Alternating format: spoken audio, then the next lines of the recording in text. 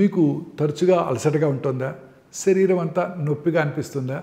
ఒక్కోసారి స్పష్టంగా ఆలోచించలేకపోతున్నట్టు ఉంటుందా? ఇలా ఎందుకు ఉంటుందో ఎవరికి స్పష్టంగా తెలియకపోవచ్చు.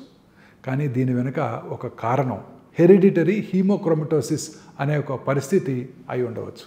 ఇది మీ శరీరం అవసరానికి మించి ఐరన్ని పీల్చుకుంటూ సమయం గడిచే కొద్దీ అది కాలేయము, ప్యాంక్రియాసు, జాయింట్స్, గుండె వంటి అవయవాలను కూడా నెమ్మదిగా దెబ్బతీస్తూ ఉంటుంది.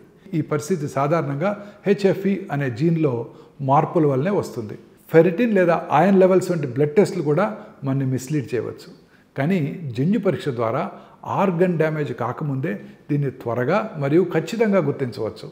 చాలాసార్లు దీన్ని క్రానిక్ ఫెటిగ్, షుగర్ లేదా లివర్ సమస్యలుగా పొరపాటుగా గుర్తిస్తారు.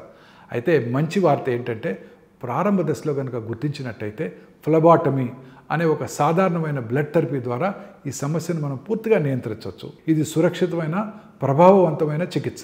మీకు చాలా కాలంగా అలసట, జాయింట్ నొప్పులు లేదా లివర్ సమస్యలు ఉన్నట్టయితే ఆలస్యం చేయకుండా ముందుగానే పరీక్ష చేయించుకోండి.